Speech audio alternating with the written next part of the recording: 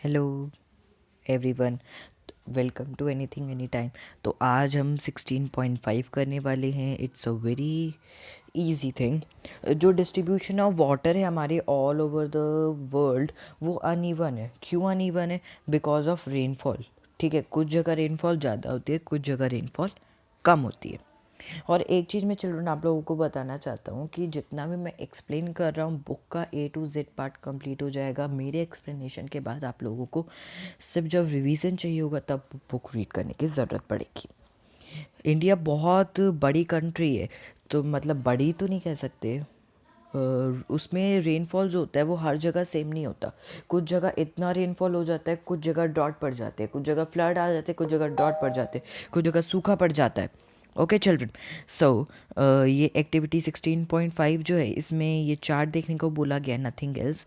Now water management. जो water management होता है वो सिविक अथॉरिटीज़ क्या होता है, ये बहुत वेल्ड प्लान्ड पाइपलाइंस होती हैं। ठीक है, और कभी कभी ना पाइप मतलब वो लोग वाटर छोड़ते हैं पर वाटर पहुंच नहीं पाता। क्यों नहीं पहुंच पाता? Because of leakage.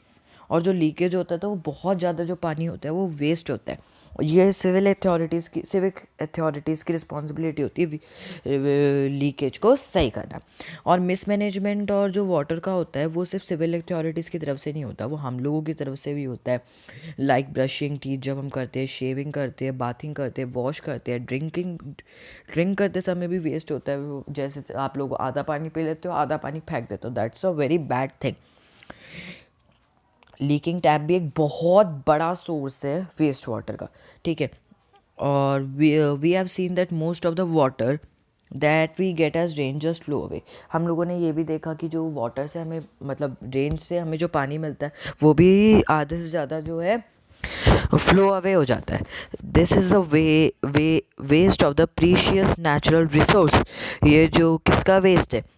ये एक बहुत ही महत्वपूर्ण चीज़ वाटर का वेस्ट हो रहा है। The rain water can be use to recharge the ground water.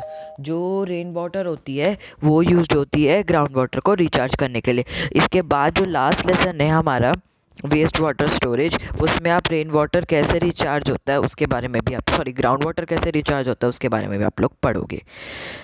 This is refers to the water harvesting और rain water harvesting. Water harvesting और रेन वाटर हार्वेस्टिंग के बारे में आप लोगों ने ऑलरेडी स्टडी कर लिया है क्लास 6 में। Find out if the buildings of your neighbourhood have water harvesting system installed. आप लोगों की जो बिल्डिंग है नेबरहुड में, उसमें क्या वाटर हार्वेस्टिंग सिस्टम है? We have at many places in India and age old practice of water storage and water recharge like Bawaris. Bawaris was a traditional way of collecting water. With time, the Bawaris fell into the diseases and garbage started filling in these rivers. However, because of the actual water shortage, people in these areas have had to rethink. The Bawaris are being relieved.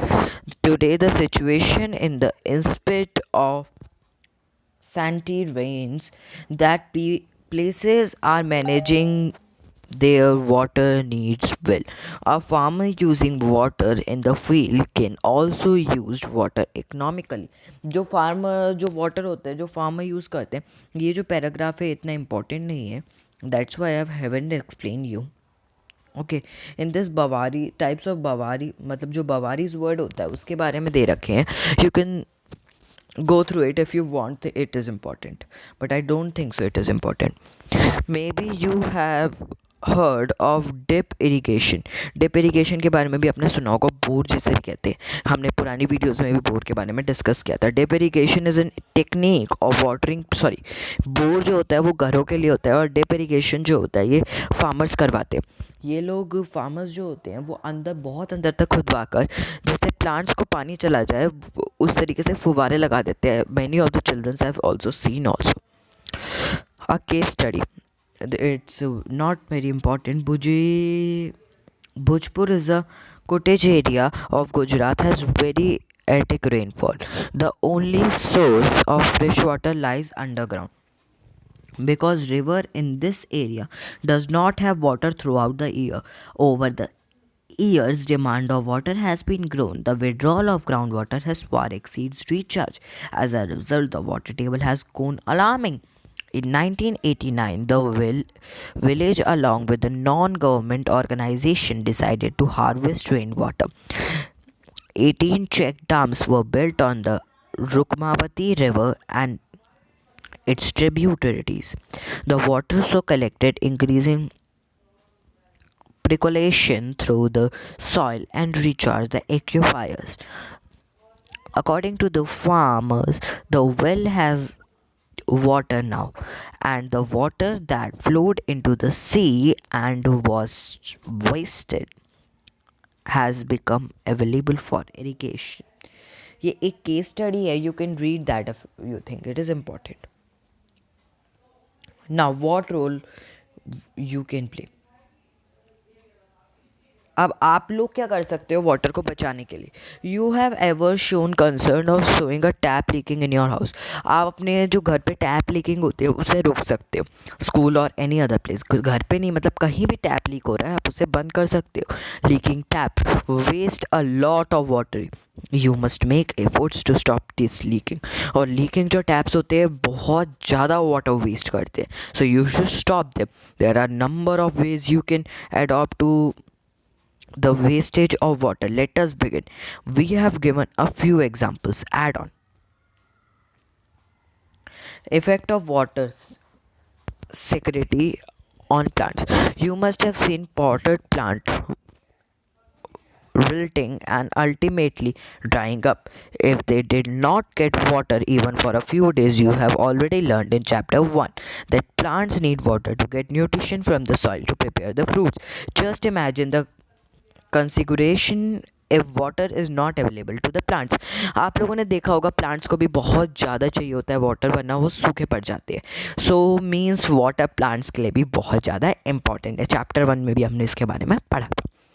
The green characteristics of the planet shall be lost. जो हमारी planet है, आप लोग उसमें space से देखते हो तो वो आधा ग्रीन होता है, आधा जो होता है वो हमारा हाफ थोड़ा पार्ट ग्रीन होता है और बाकी जितना पार्ट होता है वो ब्लू होता है. और अगर हम वाटर को सेव नहीं करेंगे तो ये जो हमारा ग्रीन पार्ट है ये भी ब्लू होता जाएगा. ओके चिल्ड्रन, जो ग्रीन पार्ट है वो ब्लू हो जाएगा या सूखा पड़ जाएगा, ब्राउन हो जाएगा. So this is a mean that end of a life, मतलब हमारी लाइफ ख़त्म हो जाएगी. For a world without plant shall meet no food. Plants देखिए, प्लांट्स चाहिए वाटर. प्लांट्स के बिना हम जीवित नहीं रह सकते because plants give us food. Okay, now this lesson has been oven.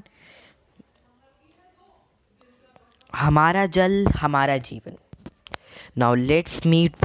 I will meet you next with an amazing session. Thanks.